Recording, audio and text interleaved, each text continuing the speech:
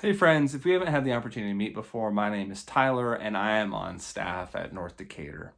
This last week we have been walking through the third chapter of the book of Acts, and today we're really focusing in and reflecting on the invitational passage that is the 11th through 16th verse of chapter 3. If this is your first time checking in this week to these videos, know that in previous videos we've really kind of summed up what happened before this moment in time. That before Peter and John had walked into the temple, and there they found a person who could not walk. And this person, through some mystery that happened, but a work through God, which is important here, this person was able to walk. Our scripture today really focuses on what happens immediately following that moment. What we find is really two reactions that are resonating with one another. We're told, according to the CEB, the Common English Bible, that the man who had been healed clings to Peter and to John.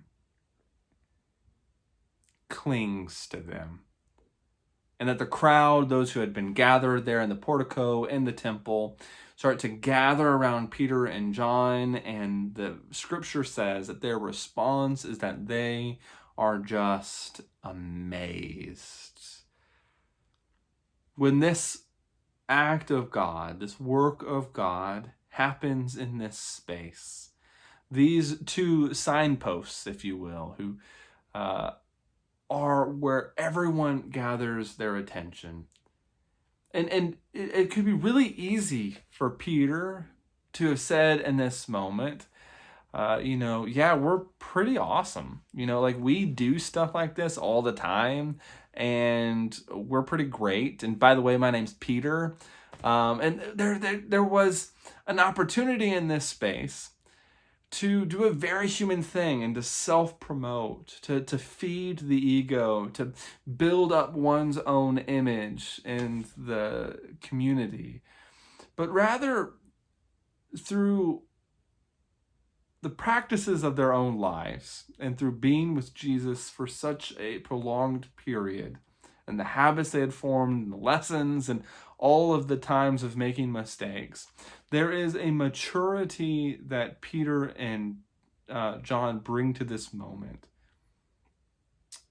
wherein Peter responds not by self-promotion, not by saying how awesome he is, but he responds with a real spiritual maturity that allows him to be a signpost in the midst of people who are amazed, to say, look, here in our midst is the very work of God.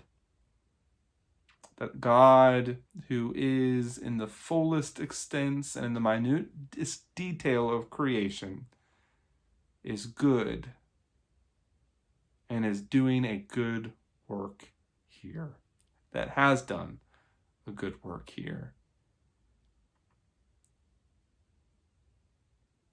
That's a beautiful, sacred thing. To be a signpost. To be less about the I, even though the I is important, and to be more about the we.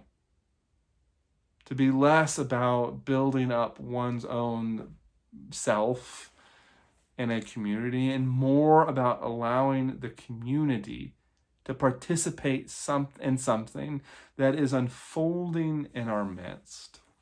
And so the question that I have for myself today, and that I extend to all of you, is in what ways are we being invited to be signposts into our midst?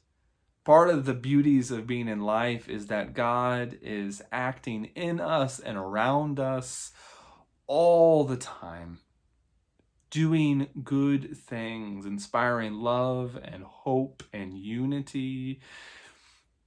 In what ways are we invited to be signposts who point to that goodness and say, this here, this goodness, this hope, this strength that goes beyond ourselves, this creativity. This is God working in our midst. Here we find the invitation to be a signpost.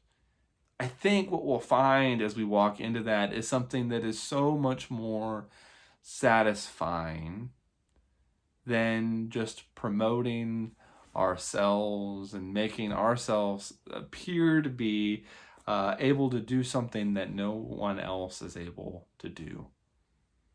That work of inviting others in, of drawing the circle wider, is a beautiful, beautiful task. But with that, I will stop my rambling. And I just really hope that you have a great week. And I miss you. And I'm always available. And the whole church staff and community is available if there's any ways that we can be helpful to you in this season. Take care, and I hope you're well. Bye.